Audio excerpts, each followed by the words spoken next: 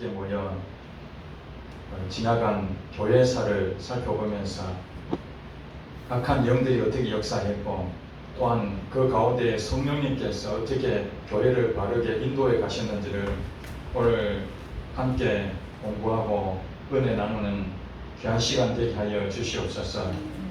전하는 자나 듣는 자가 함께 아버지 교회를 통해서 하나님 하시는 일이 무엇인지 또 사람들을 부르셔서 그들을 통해서 하나님의 영광을 드러내는 것 무엇인지 깊이 깨닫는 귀한 시간 되게 하여 주시옵소서. 예수님 이름으로 기도드립니다. 아멘. 예, 지금까지 그 4주간 4번에 걸쳐서 교회사를 여러분들에게 전했습니다. 기독교는 그냥 생긴 것이 아니라 구약에 하나님을 통해서 유대인들을 선택하고 그리고 예수님을 이 땅에 보내시면서 새로운 구원의 영적 이스라엘, 그게 교회가 됐습니다. 그래서 교회의 역사는 실제로 예수님 때부터 지금 2000년의 역사를 가지고 있다고 봅니다.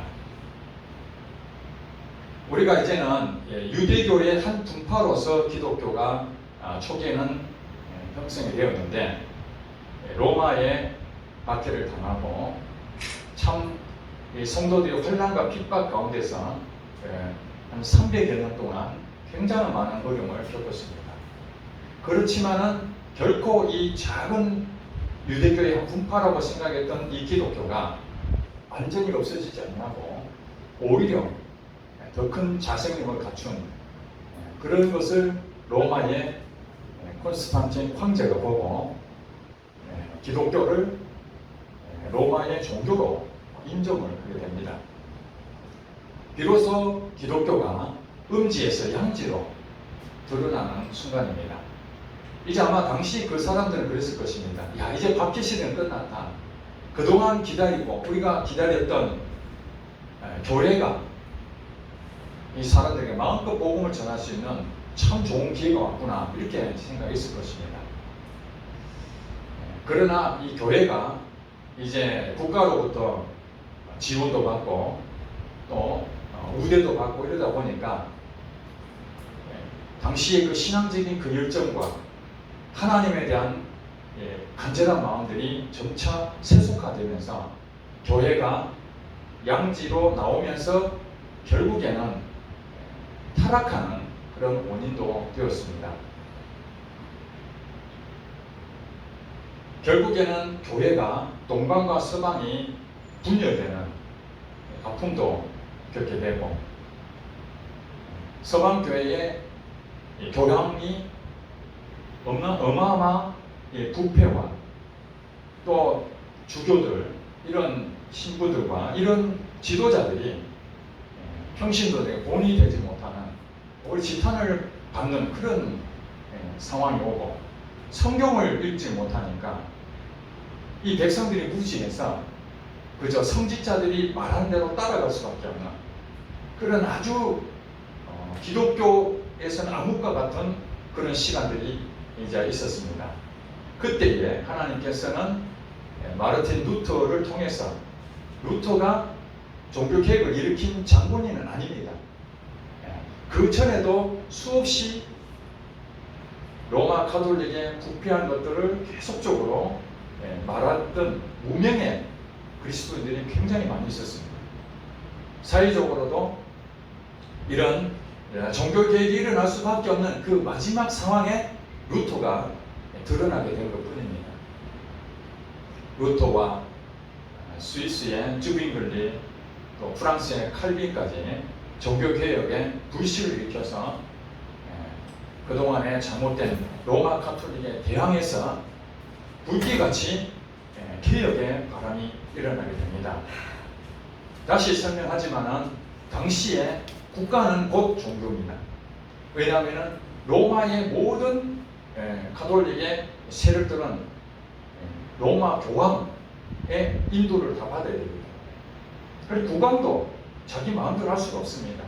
교황의 영향이 그만큼 컸기 때문에 그래서 종교개혁을 일으켰던 사람들이 프로테스탄트, 즉 개신교가 됐는데, 이들이 이제 개혁을 하는데 개인적인 개혁이 아니라 이 나라 자체가 개혁이 되는 겁니다.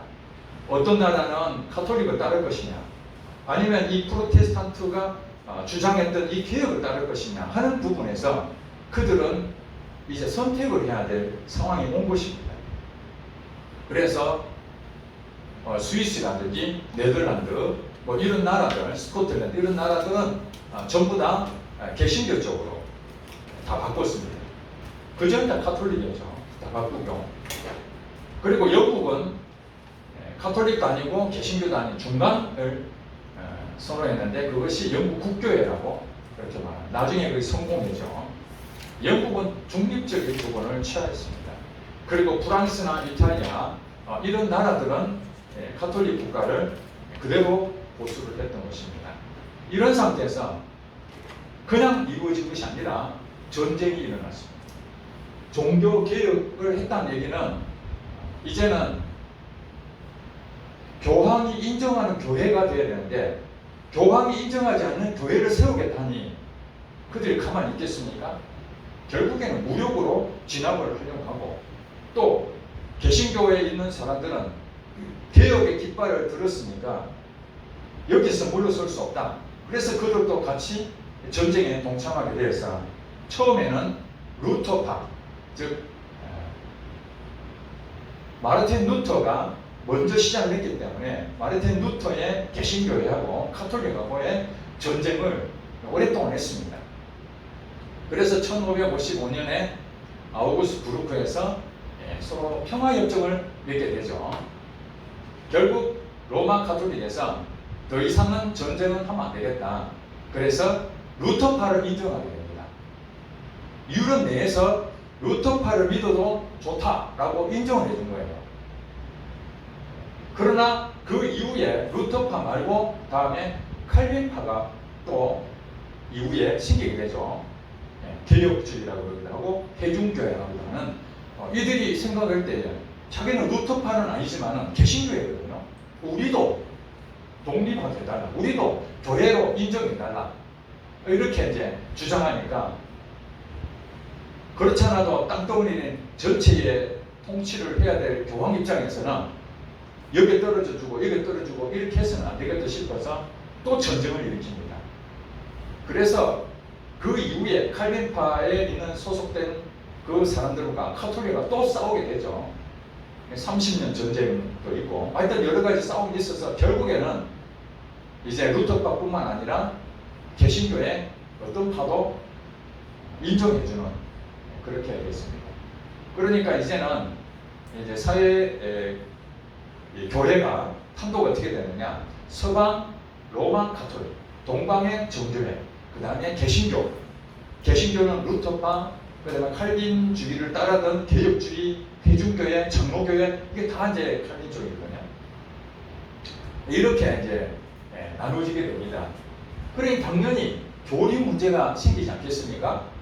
개신교회는 파가 많이 이제 생기다 보니까 여러분 아시다시피 거기에서 서로 같은 교리를 가지고 있다가도 여기서 나는 그 내용에 따르지 못하겠다. 그래서 반대하는 사람도 있잖아요. 당연히 분리파가 되는 것이죠. 그 다음에 지금 있는 걸 따라가야 된다. 온건파가 되죠. 강경파와 온건파가 또 구분되는 이런 일들이 자꾸 이제 교리로 인해 가지고 그 자체 개신교 안에서 이런 일이 자꾸 벌어지는 겁니다. 왜 그렇겠습니까? 개신교회는 위에서 감독이 아니잖아요. 위에서 지시 내려서 똑같이 통일시키는 게 아니고 자체적으로 만들어져 있는 하나의 모임이다 보니까 이 말이 여러 갈래가 될 수가 있는 거예요. 카톨릭은 교황 중심으로 해서 완전히 계급적인 부분이 있잖아요. 중앙 집권적으로 지시한 대로 그냥 움직이니까 분리될 수가 없습니다. 그러니까 개신교가 분리된 것은 싸워서 분리가 되는 것이죠. 자, 이런 상황에서 종교개혁 이후에 전쟁과 교리 문제, 이런 문제가 생기면서 이제 유럽 사회는 여러분이 세계사에 대한 부분들을 볼 텐데, 세계사가 유럽의 중심이라고 하는 이유는 뭐냐면은 그때 가장 예, 모든 사회, 문화, 예술 이런 것들이 가장 많이 꽃피웠다 하는 곳이 유럽이었기 때문에 세계사 중심을 유럽으로 보는 것이지, 사실 중국도 있고 인도도 있고 우리나라도 있고 아시아, 아프리카 전 세계가 다 있었습니다. 단지 미국, 그죠? 미국 이런 쪽에는 아직 신대륙을 우리가 발견하지 못해서 원주민들이 주로 있었죠. 아프리카도 원주민들이 있는 것처럼 아메리카도 전부 다 원주민 이런 세계이기 때문에 사실은 미개한 상태입니다. 그 사람들. 그러니까 실질적으로 유럽이 기독교 문화이면서 전 세계에 대한 모든 것을 다 거기서 다 뿌리를 내렸다. 철학, 사회, 문화, 예술 이런 모든 것들이 다 거기서 나오게 된 거예요. 자, 그러면서 지난 시간에 배웠던 것들입니다. 지금 다시 한 번 더 리박을 해야 연결되니까 계몽주의라고 했지 않습니까? 이제 르네상스가 일어나서 사람들이 신 중심의 모든 것이 위에서 지시되는 대로 인간은 할 도리가 없어요. 그냥 신의 말한 대로, 교회가 말한 대로, 국가가 말한 대로 따라갔어요. 그랬는데 이제는 인간이 가지고 있는 것이 뭐냐, 인간이 무엇인가 하는 이 생각을 하게 된 거예요. 왜냐하면 인간은 그저 그냥 피조물로서만 시키면 시킨 대로 이런 식으로 살아왔던 사람들이 이제 포르투갈이나 스페인이 15세기쯤에 탐험을 막 합니다. 잘 아시다시피 콜럼부스가 신대륙을 발견하고, 그래서 자기들이 생각한 이상으로 새로운 것들이 발견하게 된 겁니다. 그러면서 그 전에는 과학적인 부분에서 전혀 생각하지 못했는데 태양이 지구를 중심으로 돈다 이렇게 생각을 했거든요. 그리고 지구는 평평하다 뭐 이렇게 생각을 했을 때가 있었습니다. 그런데 이제 인간에 대한 어떤 부분에서 사고가, 이성과 이런 것들을 통해서 새로운 것을 발견하게 되고, 신 중심이 아닌 인간 중심에 대한 휴머니즘이, 인본주의가 점점 발생하게 되면서 이성을 중시한 생각이 그들에게 점점 오게 됩니다. 사람에게 이성이 있다. 동물은 이성이 없으니까 동물 감각적으로 살려면 인간은 다 이성적으로 판단해서 이해가 되면은 논리적으로 이해가 되는 것을 믿지, 이해가 안 되는 걸 어떻게 믿을 수 있느냐 이렇게 된 거예요. 그래서 그동안에 교회에서 하라는 대로 해왔던 것에 대해서 우리는 그동안 시킨 대로 했으니까 어두운 세계를 살고 있었는데, 이 계몽이라는 것이 빛이라는 뜻이 빛을 비춰주는 것처럼 이제 그동안 인간의 잠재력이 신에 의해서, 교회에 의해서, 국가에 의해서 억압됐는데 눈이 열린 계몽 사상이 들어오게 된 거예요. 그래서 이 계몽주의가 이제 들어오면서 인간에 대한 이해, 이성 중심, 그러다 보니까 이 성서를 비판하게 돼서 그런 이제 사상이 있는데, 성경도 이제 보는 거예요. 인간의 이성으로 판단해 보니까 예수님께서 무리를 걸으셨다? 이해가 됩니까? 이성으로 이해가 안 되는 거예요. 예수님이 죽었다가 살아났다? 이해가 안 되는 거예요. 동정녀 마리아에서 태어났다? 이해가 안 되는 거예요. 이런 성경의 기적 같은 일들 있잖아요. 이런 부분들을 이제 비판하는 거죠. 잘못됐다 이거는 그냥 영적인 해석으로 그냥 가는 것이지 실제가 아니라 신화로 이렇게 둔갑해버립니다. 인간이 이성으로 판단했을 때 이해가 안 되니까. 그리고 이 신론이라는 것은 이게 무엇이냐면 하나님께서 이 우주 만물을 창조하시고 저 멀리 하늘나라에 계시고, 그 다음에 우리가 알아서 시계가 이렇게 태엽을 감아놓으면 자동으로 차차차 움직이잖아요.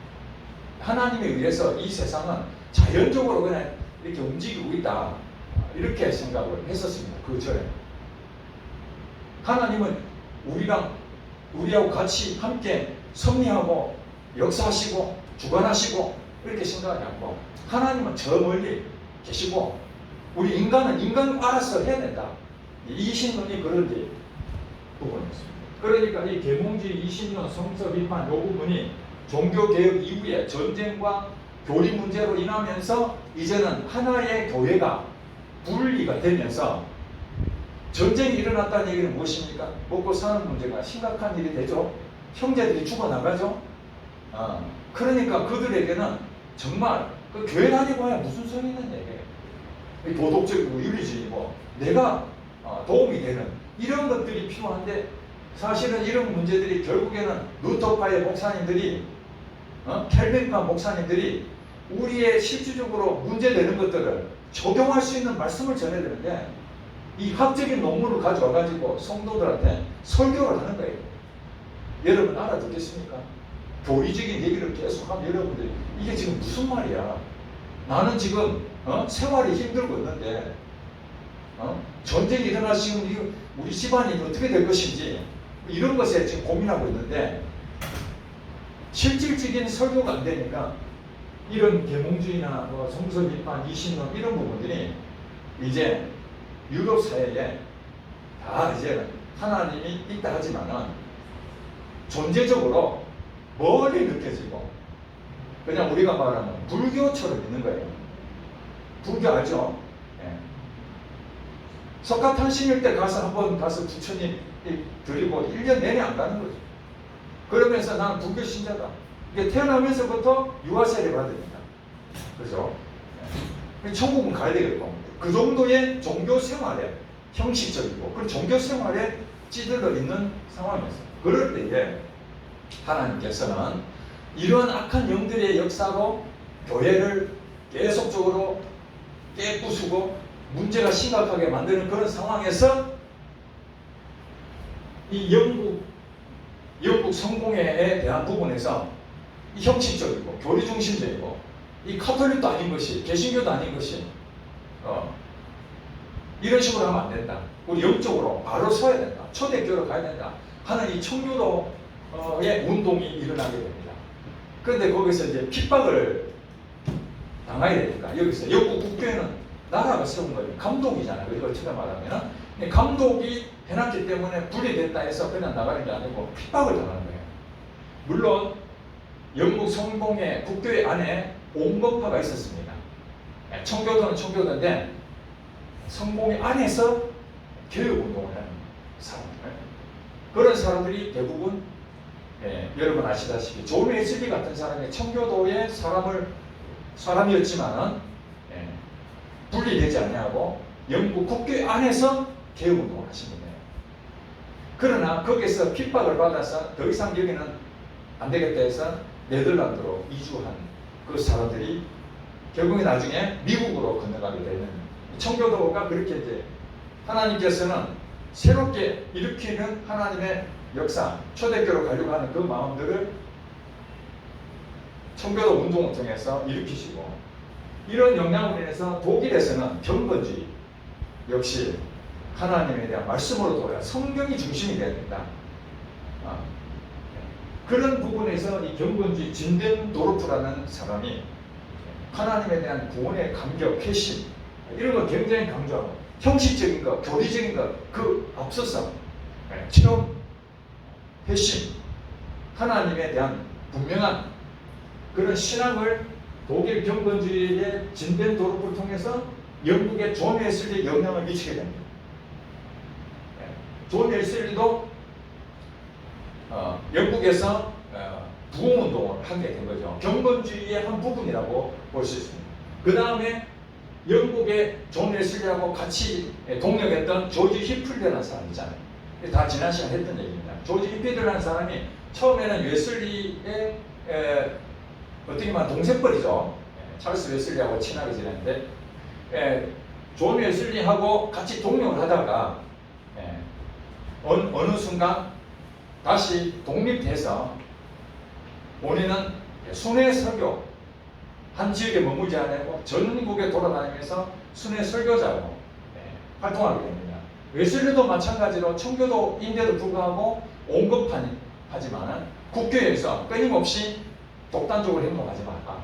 경고를 계속 줬는데도 자기는 계속 그 일을 하다 보니 결국에는 우리가 말하는 감독은 파송을 해야 되거든요. 교회를 파송 자리가 없어서 조지 히피들처럼 영국 전체를 순회하면서 순회 설교자로 그렇게 복음을 전했습니다. 사실 그것이 어쩌면 한 교회를 담임하고 그렇게 하는 것보다 전국에 다니면서 나중에 또 말씀드리겠습니다만 영국이 산업혁명으로 인해 가지고 도시의 어떤 문제점이 굉장히 많이 일어났었거든요. 교도소에 막 술 주정뱅이도 막 그냥 넘쳐나고 고아들도 많고 사회적인 문제가 굉장히 많았었는데 이 존 웨슬리가 영국 전역에 다니면서 부흥운동을 일으키면서 그들이 변화받고 회심하는 그런 역사를 이 웨슬리를 통해서 하나님께서는 일으키신 거죠. 그래서 조지 휘필드가 미국으로 건너갔는데 사실 영국에도 하고 미국에도 사역을 했습니다. 근데 미국에도 경건주의가 이제 진전도업을 통해서 또 존 웨슬리로 조지 휘필드로 그 다음에 미국의 대각성 운동이 벌어지게 되는데 이때는 어떤 상태냐? 처음에 이 영국의 청교도들이 네덜란드나 뭐 이런 데서 이주해서 1세대들은 교회를 세우고 그 다음에 학교를 세우고 집을 세워서 이제는 우리가 이 미국이라는 땅에 왔으니까 제대로 신앙생활을 해보자.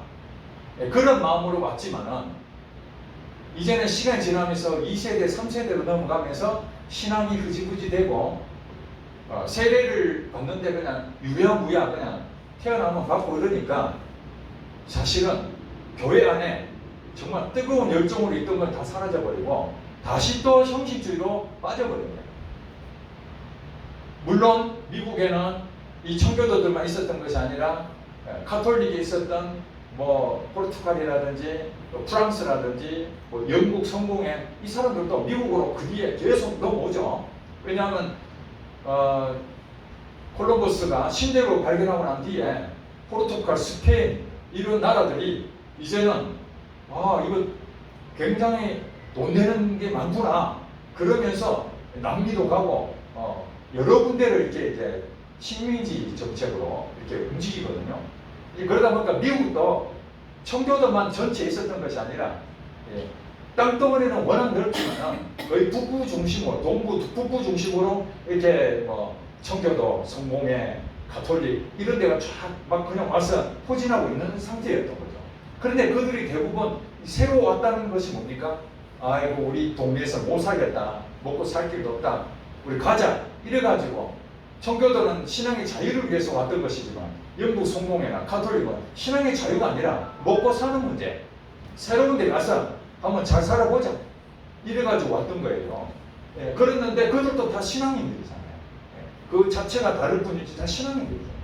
근데 그들도 와서 먹고 사는 문제 하다 보니까 그리고 이런 계몽주의 뭐 이런 이제 사상들이 다 영국, 독일, 프랑스 여기서 다 움직이는 거거든요.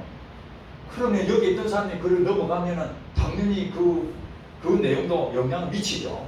미국 사회도 계몽주의 사상이 점점 더 늘어나기 시작합니다. 섞이는 거예요, 이렇게. 그러다가 미국 대각성 운동, 하나님께서 이제 대각성 운동이 1차, 2차, 3차, 4차 우리가 정확하게 이건 1차다, 2차다 이렇게 말하지를 못합니다. 그냥 후대 사람들이 미국에 있어서의 대각성 운동이 몇 차례 일어나는 그것을 하나의 정리해 놓은 겁니다. 이거는 모든 사람이 동의하는 게 아니에요. 대각성 운동이라고 누구는 말하지만 어떤 사람은 무슨 대각성이야 하고 비난하는 사람들도 많이 있었기 때문에 그러나 일반 교회사적으로 봤을 때 미국의 대각성 운동의 첫 번째 일어나는 것을 우리 1차라 그렇게 불러서 조나단 에드워드와 조지 히필드가 그 중심 인물이 됐습니다. 이게 1700년 중반쯤에 대해서 그런 역사가 일어나 이분들은 매우 지성적이고 굉장히 사고가 뛰어나신 분들이고 학벌도 좋고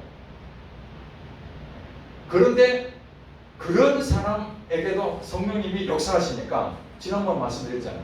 설교를 2시간 동안 읽는데도 그 사람들이 막 회개하고 성령이 부어지는 역사가 일어난다.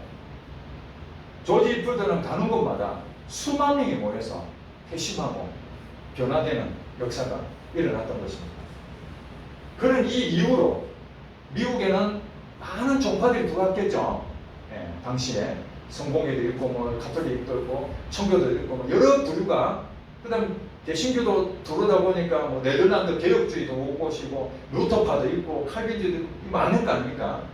그런데 이 조나단 에드워드 조지 필드의 대각성 운동이 전국에 돌아다니면서 조지 필드가 순회 붕사잖아요. 다니면서 복음을 전하다 보니까 서로 가지고 있는 교파는 다르지만 성령에 대한 이 회심에 대한 이 구원의 감격, 이것에 불을 지피게 되면서 우리는 하나다. 그래서 13개 주가 연합이 되는 그런 구실을 이 대각성 운동이 사실은 해놨다는 거예요. 교회사적으로 볼 때에. 그러고 난 다음에 얼마 안 있어서 영국이 미국 전체를 사실은 식민지화 했거든요. 영국이 강한 나라였기 때문에. 그래서 미국에서 나는 모든 재배물을 영국으로 다 가져갑니다. 다. 세금을 막 매기고. 그러니까 미국에 있는 사람들이 처음에는 좀 살고 싶어서 미국에 왔는데 이 나라가 자기 땅입니까? 아니잖아요. 자기 나라가 다 있잖아요. 각각에. 그런데 미국에 와서 이제 은혜를 받고 보니까 여기가 우리의 뿌리가 될 수 있겠구나. 미국이 하나가 되도록 우리 한번 협력해보자. 그래서 거기에 있는 많은 사람들이 이제 그 움직임이 생기잖아요. 그러면서 영국으로부터 독립을 해야 되겠다. 자체적인 나라를 세워야 되겠다. 이러면서 1776년에 미국 독립이 됩니다. 거기서 가장 중요한 것을 하나를 말씀한다면 국가와 종교는 완전히 분리를 원칙합니다. 그전에는 어떤 일이었었습니까? 국가와 종교는 일치입니다. 프랑스가 카톨릭 믿으면 개신교 믿는 사람은 추방당합니다. 그 다음에 지위를 얻지를 못합니다. 공무원 시험에 치지를 못합니다. 그러면은 그 종교를 믿든지 딴 데 가야 되는 거예요. 그게 국가와 종교의 일치 상태였다는 거예요. 그 전에 유럽은 다 그랬어요. 그런데 미국에서는 이제는 종교도 너무 다르고 그럼 맨날 싸울 거 아닙니까? 그죠? 그래서 이제는 종교 가지고 국가 문제를 이렇게 결부시키면 안 된다. 분리하자. 그게 처음으로 시행한 나라가 미국입니다. 그 다음부터 시간이 지나면서 유럽의 전 나라도 미국에 따라서 국가와 종교가 다 분리되었죠.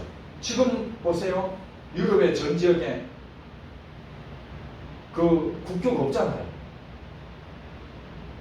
국가와 종교가 일치되는 종교가 이슬람이죠. 그죠? 이슬람. 거기는 이슬람 교도가 안 되면은 활동을 못하는. 그러니까 힘든. 근데 그 당시에 기독교는 국가와 종교가 일치되었기 때문에 다른 종교를 믿으면 안 되는 상황이었어요. 그런 상황에서 이제 시간이 조금 지나서 독립하고 난 다음에 얼마 안 지나서 제2차 대각성 운동이 일어나게 됩니다. 그 중심인물이 찰스 피니라는 사람이에요. 찰스 피니. 찰스 피니는 이 변호사였습니다. 네. 오늘날 변호사하면 여러분들이 대단히 머리도 좋고 뛰어난 사람으로 인정하지만 당시의 변호사는 그렇게 우리가 생각한 만큼 아주 탁월한 사람으로 인정할 수 있는 게 아닙니다. 왜 제가 이런 얘기 하냐면은 앞에 1차에 이 쓰임받았던 조나단 에드워드나 조지 필드는 명문대 출신, 공부도 많이 한 학문적으로 탁월한 사람들이었다. 이렇게 본다면은 찰스 피니는 그 사람들에 비하면은 아주 평범한 사람이었다. 이것을 제가 말씀드립니다. 하나님께서는 이 지적으로 아주 학문적으로 탁월한 사람도 하나님 쓰시지만 때로는 이 평범한 사람도 하나님 쓰신다는 거예요.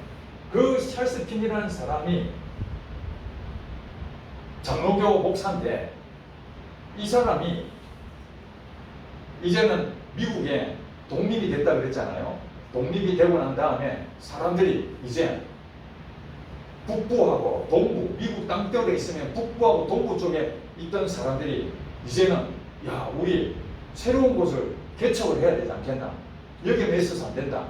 해가지고 어디로 가냐면 서부는 땅이 아직 남아 있으니까 서부로 진출하게 됩니다. 그게 바로 여러분 아시는 서부 미개척, 서부 개척 시대라는 거죠. 예.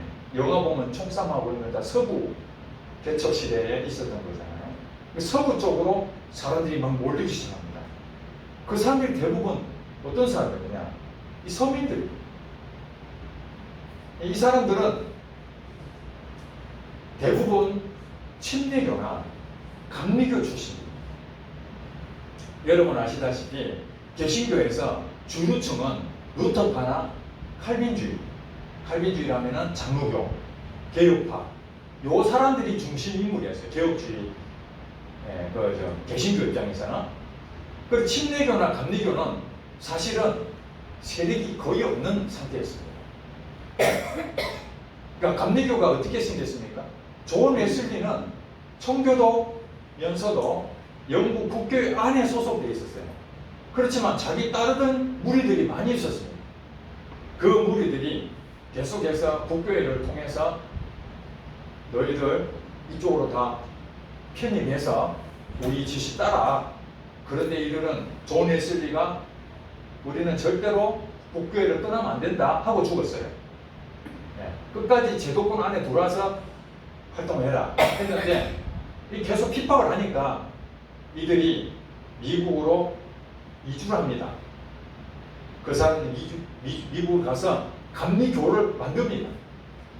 존 웨슬리가 만든 게 아니고 존 웨슬리를 따르던 무리들이 미국에서 감리교를 만들게 된 거예요. 그러니까 세력이 약하죠. 그 다음에 침례교도 세력이 약한 침례교였는데 침례교와 감리교가 바로 이 찰스 피니를 통해서 서부 지역 이 부분까지 엄청난 사람들이 회심을 하게 됩니다. 그리고 여기서 볼 때에 조나단 에드워드와 조지 힐드는 칼빈주의를 따랐습니다. 칼빈주의, 장로교도 칼빈주의를 따라서 부흥에 대해서는 제1차 대각성 운동이 부흥운동이잖아요. 성령님 역사를 경험했잖아요. 그런데 칼빈주의는 뭐냐면은 예종론이잖아요. 완전히 인간은 자유의지가 없고 자유의지가 있지만은 하나님의 전적인 주권을 믿는 자들이잖아요. 인간의 의지보다는 하나님의 주권을 더 강조했던 거예요. 그러니까 에드워드나 조지 푸드는 성령이 미국에 강하게 역사할 때에 그것은 우리가 한 것이 아니라 오직 하나님이 기적을 베풀어 주신 것이다. 이렇게 생각했었습니다. 그리고 이들은 이것으로 이제 성령은 더 이상 나타나지 않을 것이다 라고 생각했었는데 미국 독립이 끝나고 난 다음에 찰스 핀을 통해서 성령이 다시 한 번 더 불을 일으켰는데 그러나 이 찰스 핀이는 1차 대각성하고 좀 달랐습니다. 성령의 강력한 부흥의 역사가 일어났지만은 다른 게 하나 있었다면 이 찰스 핀이는 존 웨슬리 쪽에 감리교 쪽에 더 영향을 받은 겁니다. 칼빈주의 쪽, 그러니까 자유의지, 자기의 행동 이것을 더 중요하게 생각했습니다.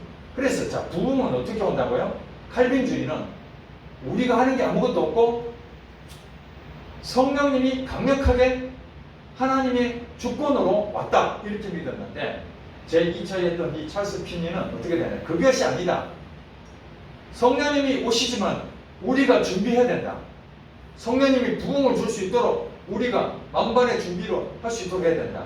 해가지고 찰스 피니는 전국에 다니면서 순회 설교를 하는데 어떤 식으로 하느냐? 여러분 회심을 해야 되잖아요. 회개 운동을 해야 되니까. 그러면은 성령님이 강하게 역사를 해가지고 회개 운동을 하지만은 자 여러분 중에 오늘 이 시간에 예수님을 나의 구주로 믿겠다 하신 분 강단은 다 나오세요 이렇게 얘기합니다. 그러면 사람들이 막 나옵니다. 그러면 기도하죠.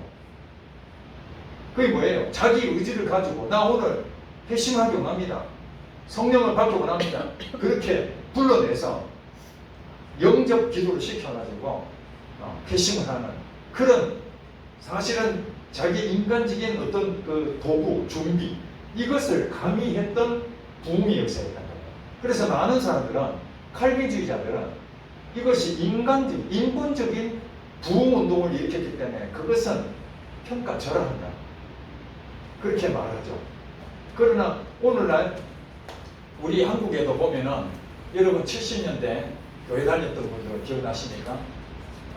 부흥사 이렇게 집회를 가게 되면은 집회 설교 마치고 난 다음에 이제 예배 좀 마칠 때면은 자, 다 같이 결심한다고 그러죠. 자, 눈을 감고 예수님을 오늘 믿겠다는 식은 다 일어서세요 막 이러고 강단에 나오라 하고 그런 거 있잖아요. 영접 기도라요. 이런 것들이 바로 이 찰스 피니에 의해서 처음으로 나타나는 현상들이었다. 그 이후부터는 이 찰스 피니를 따라서 많은 사람들이 강단에 나와서 영접 기도를 시키고 했다고 합니다. 자, 2차 대각성 운동이 끝나고 난 다음에 어떤 결과가 있었느냐? 교인 수가 폭발적으로 증가를 하게 됩니다. 그 전에 조금 있었다면 이제는 어마어마한 미국에 있는 사람들이 교인들이 늘어나게 되고 그 다음에 신학교가 설립이 되고 왜냐하면 교인이 늘어난다는 얘기는 이제 하나님 부르심을 사모하는 사람들도 생기지 않겠습니까?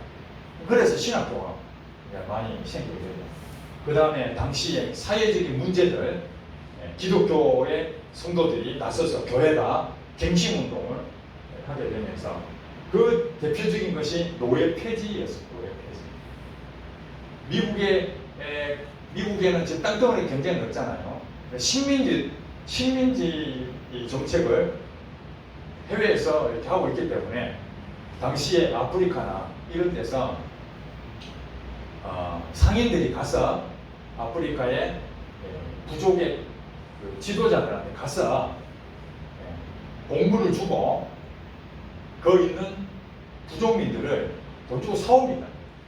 사와가지고 영국에도 데려가고 미국에도 데려가서 노예를 삼는 거죠.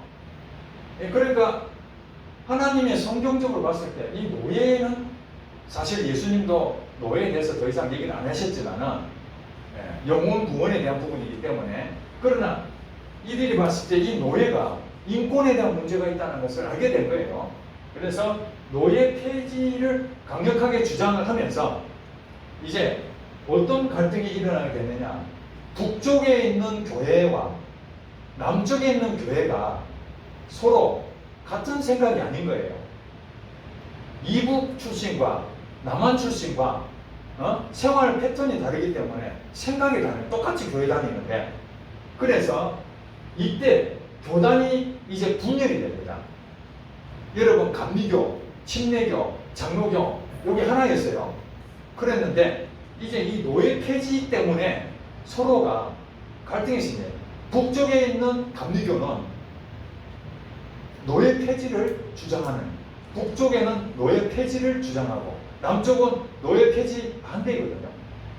그래서 감리교도 북쪽에 있는 감리교는 북감리교, 남쪽에는 남감리교, 북쪽에는 북침례교, 남침례교, 북장로교, 남장로교 이렇게 딱 동갈이 나서 남북 전쟁 때문에 교단이 싹 남과 북으로 딱 갈려버립니다. 그래서 우리나라도 북장로교 뭐 선교사 보냈는데 남감리교 뭐 보니까 도대체 북과 남이 왜 나오나 했는데 이것이 이 미국 남북 전쟁으로 인해 가지고 교회도 노예 폐지에 대해서 자기 성도들이 다 그 사람들이잖아요. 그죠? 그러니까 그게 동의를 할 수밖에 없는 거예요, 교회가. 그러면서 교단도 나눠지게 되었다. 그 다음에 이거는 이제 영국을 통해서 미국으로 간 이제 상황을 하나님께서 어떻게 역사했는지 보여준 것이었고, 자, 여러분들 2000년 역사 가운데에 제가 이렇게 쭉 보니까 2000년 역사 가운데에 과거에는 그러니까 종교개혁이 일어나기 이전까지 13세기, 14세기 요까지는 대부분이 농경문화예요. 농경문화. 봉건사회라고 들어보셨죠? 봉건. 영주가 땅을 가지고 있으면은 그 있는 이제 근로자라고 그러죠. 농민들이 그 열심히 땅을 갈고 가지고 영주한테 세금 내는 거죠. 그렇게 해서 먹고 살았어요. 그리고 왕이 통치했던 시절 그랬던 것이죠. 그렇기 때문에 사회적으로 크게 변화가 없어요. 그냥 오늘 가면 내일 또 죽을 때까지 이렇게 우리도 그랬잖아요. 조선시대 계속 그러다가 농사만 짓다가 죽잖아요. 그냥. 그런 상태에서 이제 과학이 발전하고 그 다음에 새로운 땅이 발견되고 이러니까 사람들이 일할 일이 생기잖아요. 새로운 것들이 생기니까 급속하게 변화가 일어나기 시작해요. 우리의 정신사회도 변화가 시작하고 종교도 막 새롭게 변화가 되고 자기의 삶도 막 변화가 되면서 이런 것들이 나타나기 시작합니다. 영국의 산업혁명 들어보셨죠? 기계 문명이 막 시작해요. 그전에는 이제 농사 지으려면 소 맨날 했는데 이제는 그게 기계라는 부분이 도입돼 가지고 농사 짓는 것부터 시작해서 뭐 방직 공장 그죠? 뭐 기관차도 생기고 뭐 전기 기관차 이런 것들이 이 산업혁명을 통해서 수많은 것들이 이제 기계가 발전하시는 거예요. 과학이 발전하면서 기계가 발전하고 그러면서 이 계몽주의라는 이 정신세계도 이제 눈 뜨게 됐잖아요. 그러면서 자연적으로 기독교의 적대적인 변화가 생기기 시작합니다. 불과 500년 전 그 전후로 해서부터 지금까지 그전에는 그냥 비슷하게 나갔다면 그때부터 변화가 엄청난 속도로 변화돼. 지금은 완전히 빛의 속도로 지금 변화되잖아요. 그죠? 지금은. 거기에서 가장 크게 나타나는 것이 계몽주의가 결국에 이 자유주의로 발전하게 됩니다. 당시 사회는 어떤 사회였다고요? 왕정 국가사회. 즉 왕이 통치합니다. 하나님이 신이 왕에게 통치권을 줘서 권력을 줘서 네가 잘 다스려라. 교회의 교황을 통해서 교회의 위에 있는 감독을 통해서 그 성도들은 다 말을 따라야 되는 국가와 교회에 충성해야 되는 그런 시절이었어요. 자기 의사를 표현할 수 없어요. 자기 개인적인 자유가 없다는 거예요.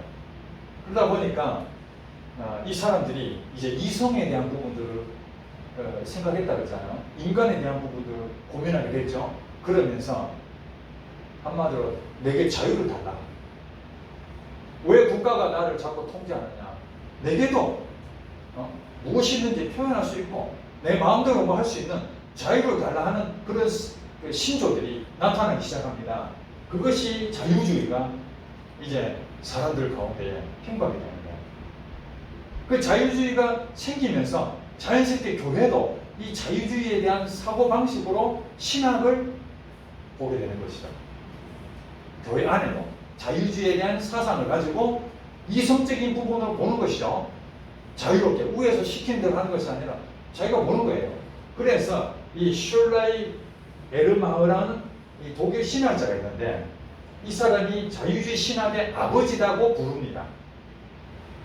진짜 아버지인지는 모르겠는데 자유주의 신학에 대해서 아마 총정리를 했던 인물이 아닌가 생각이 듭니다. 그 부분은 계몽주의 영향을 받아서 이제 성경도 자유롭게 해석하는 거예요. 위에서부터 교황을 통해서 지시 내려오고 또 우리 그 교단별로 각 교단별로 다 해왔던 것들을 이제는 성서를 다 이성적인 부분으로 이제 아까 얘기 말하면 성서 비판이라는 비평이라고 그러죠. 비판하고 비평은 달라요. 비판은 그냥 무시해버리는 거고 부정하는 것이고 비평은 이 성경에 대해 해석을 자기 나름대로 판단하는 거예요. 이렇게. 그래서 삼위일체에 대한 부분도 부정하게 되고 원죄도 비판하게 되고 예정론도 반대하고 이거는 한 부분이라고 보면 될 거예요. 다양한 의견들 가운데 이런 이제 사조들이 나타나기 시작했다. 우리의 가장 중요하다고 생각한 것들이잖아요. 왜? 가장 삼위일체, 그동안 수백 년, 수천 년 동안 이어져 왔던 이 삼위일체를 부정해버리고 원죄가 없는데 무슨 우리가 구원에 대한 부분이 필요성이 있겠습니까? 예정론에 대한 부분, 이 부분들이 이제 반대하는 그런 것들이 생기게 됩니다. 그러면서 지금 제가 말씀드리는 것은 그것이 어느 한 부분으로 딱 옮겨간 게 아니라 같이 동시에 지금 막 이렇게 흘러가는데 그 가운데 하나씩 뭐가 나타나는 거예요, 지금. 역사가 계속 올라가고 있는데 갑자기 뭐 계몽주의가 나타나고 그 다음에 자유주의도 나타나고 뭐 이런 현상이 나타나는 거예요. 그러면서 이제 드디어 무신론자가 나타나기 시작합니다. 이 포이에르 바흐라는 사람이 이 독일 철학자인데 여러분 이제 나중에 좀 보면 알겠지만 독일 쪽에 철학자들이 많고 신학자들이 많아요. 독일 사람들이 머리가 비상한 것 같아요. 머리가 참 좋아요. 그래서 분석하고 그것을 잘 정리하고 그걸 만들어내는 것을 잘하는 것 같아요. 이 철학자들이 독일 철학자들이 많은데 포이에르 바흐라는 사람은 독일 철학자인데 기독교 본질에 대한 책을 한 권 썼어요. 우리가 기독교가 뭐냐? 이걸 말하는 거죠. 기독교가 뭐냐? 그러면은 우리 삼위일체, 예수님은 누구신가, 성령님, 교회 이런 걸 쭉 해야 되는데 이분은 뭐라고 했냐면 기독교 본질을 출발하면서 하나님은 허구다. 하나님이 사람을 만든 것이 아니라 사람이 하나님을 만들었다. 이거 동의하십니까? 인간이 하나님을 만들었다는 거예요. 필요에 따라서. 이것이 기독교 본질이라는 거야. 철저한 무신론자였습니다. 그 다음에 헤겔이라는 사람 많이 들어보셨죠? 여러분들 지금 제가 말씀드리는 것은 세계 그 역사, 철학 거기 보면 다 나온 얘기들입니다. 이 헤겔이라는 사람도 마찬가지 독일 철학자인데 이 사람은 변증법 철학을 주장했던 사람입니다. 여러분 잘 아시는 정반합 아시죠? 정반합. 이 정반합은 역사에 흘러가는 부분에서 우리가 정의다, 이거 맞다고 생각하는 것이 있는데 그것이 환경에 의해서 이 반대적인 모순이 나타난다. 문제가 생기는 거죠. 그래서 반대가 나타나는 거죠. 그 반대 나타나는 것이 먼저 있었던 것과 반대 나타나는 것을 다시 합쳐서 새로운 것이 탄생한다. 이런 주장입니다. 그러니까 과거에 일어나는 것이 이것이 맞다고 생각했는데 나중에 보니까 이것에 대해서 뭔가 잘못된 것이 있어서 그것으로 갔다가 앞에 부분하고 또 새로운 것하고 합쳐가지고 또 제3의 것이 또 만들어지는 이것이 계속적으로 역사가 반복된 간다.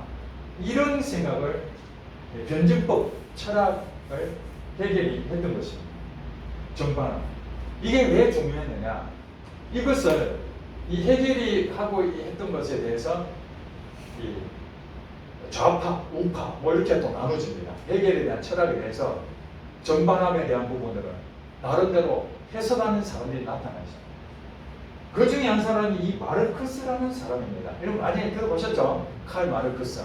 이 사람은 영국에서 어느 기자들 모임에 금세기 1000년 동안 가장 탁월한 철학자 한 사람을 꼽아라면은 마르크스를 꼽는다고 합니다.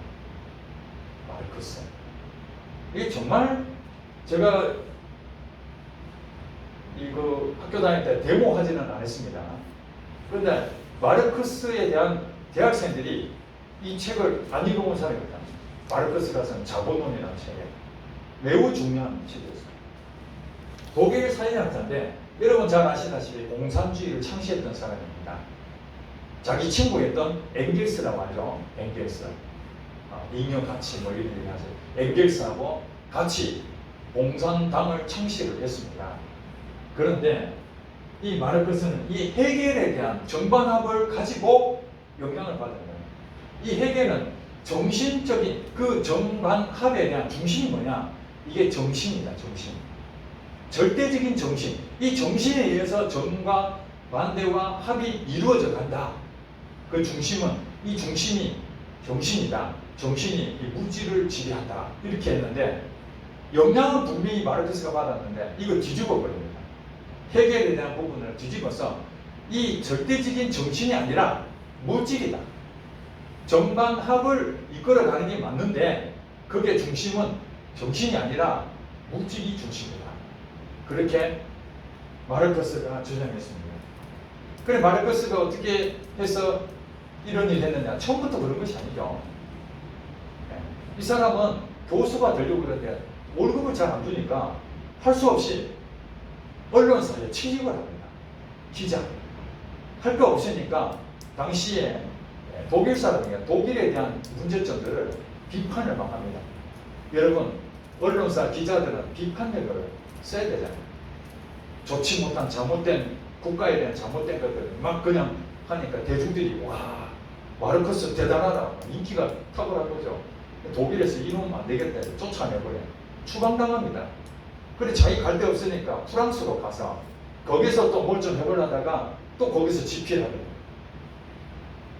프랑스가 사실은 사회주의에 굉장히 민감한 그런 변화가 있었습니다. 여러분 아시다시피 이 사회주의라는 얘기를 여러분들 많이 듣잖아요. 공산주의도 많이 듣잖아요. 제가 이번에 공부 좀 했습니다.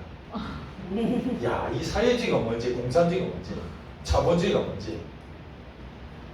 영국에 산업혁명이 일어났잖아요. 그죠? 산업혁명이 일어나면서 그 주변에 있는 나라들도 그 영향을 미치는 거죠. 기계화. 그러니까 이제 자연스럽게 이 상인들이 돈을 버는 시대가 된 거예요. 예전에는 이제 이렇게 왔다 갔다 이렇게 물건을 이렇게 파는 것만 했는데 이제는 직접 생산을 하게 되는 거죠. 그럼 뭐가 필요합니까? 노동자가 필요하잖아요. 그래, 노동자, 이제 자본과 노동자 이 관계에서 기계를 제작하고 당연히 생산 수단이 있어야 되잖아요. 그게 공장이죠, 공장. 그럼 자본가는 돈을 투자해서 공장을 차리면은 이제 일자리를 이제 만들어야 되잖아요. 노동자들이 모입니다. 그럼 여러분 아시다시피 몇 시부터 몇 시까지 딱 해서 생산을 해야 되는데 심지어는 어린아이들까지 와가지고 그 생산에 열몇 시간을 착취당하는 거예요. 만약에 시간이 있었으면 그 시간만큼 돈을 줘야 되는데 그 시간만큼 다 안 주고 조금 주는 거죠. 그러니까 월급은 적게 주고 자기가 많이 가져가는 거죠. 그러니까 자본가만 배가 막 부러지는 거예요. 이것이 자본주의 시장입니다. 자본이 최고다 이래가지고 가는 거죠. 그러니까 노동자들은 빽빠지게 일을 했는 건데 자기는 가져간 게 아무것도 없어요. 그래도 일자리가 있어야 되니까 울며 겨자 먹기를 하는 거예요. 이것을 이제 이 마르크스가 집필하면서 이렇게 보니까 아 이게 노동자들이 지금 큰 어려움을 당하고 있네. 노동자 편에 설 수밖에 없는 거죠. 그래 당시의 사회주의는 뭐냐면 이 자본주의 이러면 안 된다. 이 사람들 지금 빵 해결이 안 되는데 그 척참 안 된다. 뭐 이 정도로 얘기하는 것밖에 없어요. 사회주의 학자들이. 근데 마르크스는 그 정도 가지고 뭐 변화되겠어? 자본주의 꼼짝을 안 해서 자본가들이 안 되네. 이대로 안 돼. 뭔가 방법을 찾아봐야 된다. 이러면서 이들은 이제 머릿속에 있는 사회주의가 아니라 실제 화학적으로 그래서 책을 씁니다. 자본론이라는 책을 써가지고 준비를 해가지고 그 다음에 발표를 하죠. 그들이 얘기했던 이 부분이 뭐냐면 사회주의는 노동운동임에 일종의 말하면 노동자 중심으로 정당한 대가를 받도록 해줘야 된다. 만약에 이대로 계속 착취당하면 일하는 사람이 결국에는 아이고 이제 더 이상 못하겠다 하지 않겠느냐. 그러면 일할 사람이 없으면 자본가들은 공장 만들어 놓고 물건을 생산해야 되는데 일할 노동자가 없으니까 자본주의는 망한다. 이렇게 생각한 겁니다. 그렇지 않는 경우가 많은데 그리고 자본 투자했으니까 지가 다 가져갔으니까 이러면 안 되지. 그래서 혁명을 해야 된다. 혁명. 노동자들이 이렇게 있으면 안 되고 혁명을 해야 된다. 그러니까 단순히 사회주의는 그냥 우리 자체적으로 우리가 일한 만큼 달라. 이것이 사회주의라면은 서민 중심이죠. 서민 중심에 대한 사회주의. 자본주의의 반대에 대한 사회주의였는데 이제 공산주의는 왜 공산주의냐? 우리가 말하는 부르주아, 자본가들을 그걸 아예 없애버려요. 이놈들. 아예 다 없애버리고 공장 있는 걸 우리가 다 차지해서 나라를 세워요. 나라를 아예. 왜냐하면 그놈들 생기면은 끊임없이 또 우리가 또 착취당하니까 아예 여기서 끝내버려요. 다 몰아내버려요. 지주, 토지 다 뺏어버리고 다 가져와서 우리 노동자들이 그걸 다 우리 것을 만들어서 공평하게 사유재산을 공정하게 공정하게 이렇게 나누는 거죠. 공산. 그렇게 해서 한 나라로서 우리가 독재를 하면 된다. 노동자의 독재 시대를 혁명으로 일으켜야 된다. 이게 공산주의입니다. 그것을 딱 보고 있다가 레닌이라는 러시아 사람이 그거 괜찮겠다. 그래야 가져와가지고 러시아 혁명을 일으켜서 공산주의를 접목했잖아요. 그죠? 그러니까 지금 이들이 말하는 사회주의 공산주의는 비슷하면서도 우리가 일반적으로 알기에는 사회주의 안에 공산주의가 들어가 있는데 공산주의들이 얘기하는 거 뭐냐면 사회주의를 통해서 공산주의가 된다. 이렇게 보는 거예요. 노동자 중심으로 갔던 것들을 이제는 완전히 부르주아를 없애버리고 한 나라를 만들어버린다. 그게 사실은 북한이 그렇게 하잖아요. 나라 자체를 공산주의로 만들어버리잖아요. 이렇게 만드는 것을 공산주의와 이 사회주의라는 그것을 여러분들 구분하셔야 됩니다.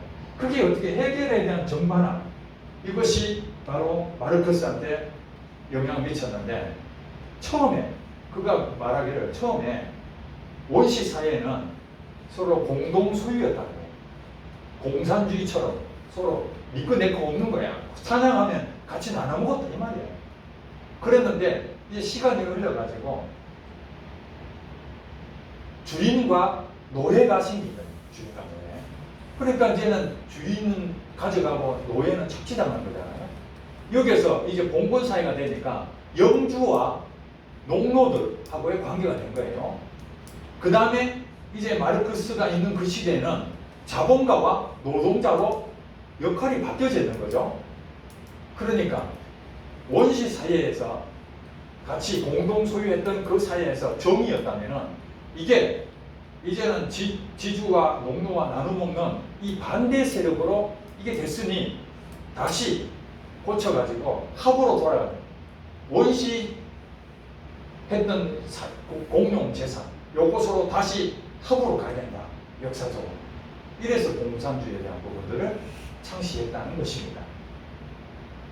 자, 그러고 난 다음에 여러분들도 잘 아시는 진화론. 이것은 찰스 다윈이라는 사람, 영국의 생물학자인데 1859년에 종의 기원을 발표했습니다. 이것은 그동안 하나님이 모든 생명체는 창조하셨다라는 것을 완전히 바꾸는 그러한 사건적인 역사였습니다. 진화로 인해서 우리가 이렇게 생겨진 것이지 하나님이 창조한 게 아니다. 그것은 교회의 완전 도전이었습니다. 당시 사회에서는 엄청난 충격이었다. 지금도 진화에 대한 부분들이 거의 다 교회 일부 빼놓고는 다 진화론을 있잖아요. 그 영향이 얼마나 컸는지 아시겠죠? 미국 사회에서도 이 진화론이 이래가지고 교과서에 진화론을 실어야 돼요. 당시에는 전부 다 기독교 문화였는데 진화론을 찬성하느냐 반대하느냐 이것으로 1900년대에 엄청난 문제가 생겨요. 지금은 다 진화론을 당연시 여기는 시대죠.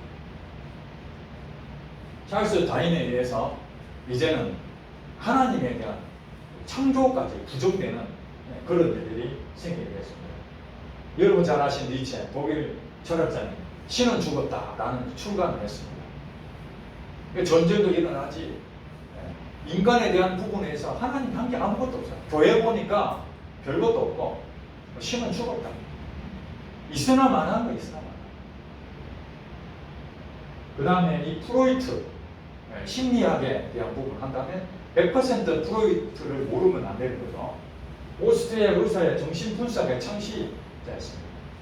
그동안의 계몽주의 사상으로 이성 중심이었는데 곰곰이 생각합니다. 우리가 설명하지 못한 이 우울증, 신경증, 정신적으로 문제가 생기는 여러 가지 볼 때 이성적으로 생각할 수 없는 거죠. 공부 보니까 우리 이성은 의식을 통해서 우리가 판단하는데 의성으로 판단하지 못한 무의식 세계가 있다는 것을 발견하게 된 거예요. 많은 실험을 통해서 본인도 우울증 환자였고 불면증 걸려있던 사람이었어요. 그러니까 실험을 계속하면서 무의식 세계를 알게 됩니다. 지금은 심리학에 대한 모든 부분들을 프로이트, 정신적으로 문제가 생기면 다 정신분열증에서 다 우리가 심리학 그런 데 가잖아요. 정신과 가잖아요. 근데 사실은 이런 문제에 대해서 우리가 심리적인 문제, 무의식으로만 다 확인할 수 없는 거잖아요. 영적인 문제가 얼마나 많습니까? 악한 영이 역사하는 게 얼마나 많습니까? 그런 부분에서 하나님의 배후에 보이지 않는 악한 영의 역사로 인해서 정신적인 문제, 그런 여러 가지 이런 것들을 완전히 무의식 세계로 바꿔버리는 한 부분은 우리가 굉장히 좋은 점이 있죠. 무의식에 대한 잠재적인 것을 알려졌다는 건 굉장히 좋은 거지만은 그러나 그럼에도 성경에 대한 영적인 부분에서 굉장히 반대적인 부분에서는 문제가 많아요. 기독교의 적대적인 변화가 그 당시에 17세기, 18세기, 19세기 들어서면서부터 엄청난 이 회오리에 들어오게 됐다는 사실입니다. 자, 여기까지 하고 쉬었다가 하겠습니다.